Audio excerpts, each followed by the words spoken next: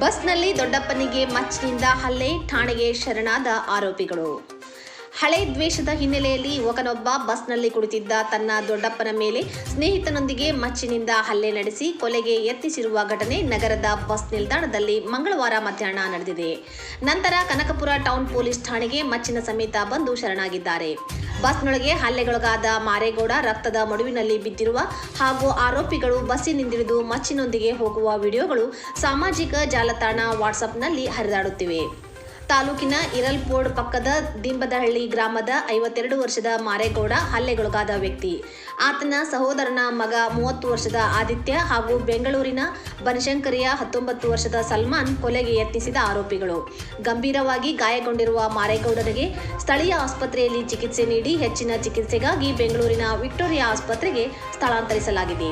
ಹಲ್ಲೆಗೊಳಗಾಗಿರುವ ಮಾರೇಗೌಡ ಮತ್ತು ಆತನ ಸಹೋದರ ಮಲ್ಲಯ್ಯ ನಡುವೆ ಜಮೀನು ವಿವಾದವಿತ್ತು. ಇದೇ ಕಾರಣಕ್ಕೆ ಮಾರೇಗೌಡ ತಮ್ಮನ ಮಗ ಅಜಯ್ನನ್ನು ಕೊಲೆ ಮಾಡಿ ಜೈಲು ಸೇರಿದ್ದ. ಇತ್ತೀಚೆಗೆ ಜಾಮೀನಿನ ಮೇಲೆ ಬಿಡುಗಡೆಯಾಗಿ ಬಂದಿದ್ದ. ಪ್ರಕರಣಕ್ಕೆ ಸಂಬಂಧಿಸಿದಂತೆ ಕನಕಪುರದ ಕೋರ್ಟ್ಗೆ ವಿಚಾರಣೆಗಾಗಿ ಮಂಗಳವಾರ ಬಂದಿದ್ದ ಎಂದು ಪೊಲೀಸರು ತಿಳಿಸಿದರು. ಸತ್ತಿದ್ದಾನೆಂದು ಬಿಟ್ಟು ಹೋದರು. ತಲೆ, ಕೈ, ಕುತ್ತಿಗೆ, ಭುಜಕ್ಕೆ ಬಿದ್ದ ಮಚ್ಚಿನ ಏಟಿನಿಂದಾಗಿ ಮಾರೇಗೌಡ ರಕ್ತದ ಮಡುವಿನಲ್ಲಿ ಬಸ್ನೊಳಗೆ ಪ್ರಜ್ಞೆ ತಪ್ಪಿ ಬಿದ್ದರು.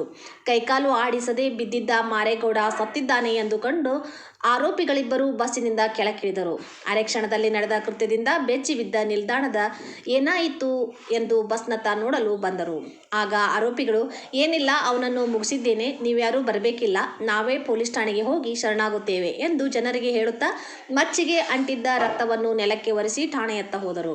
ಕೆಲ ಹೊತ್ತಿನ ನಂತರ ಮಾರೇಗೌಡನಿಗೆ ಪ್ರಜ್ಞೆ ಬಂದು ಕೈಕಾಲು ಆಡಿಸುತ್ತಾ ನೆರವಿಗೆ ಅಂಗಲಾಚುತ್ತಿದ್ದರು ಎಂದು ಪೊಲೀಸರು ತಿಳಿಸಿದರು.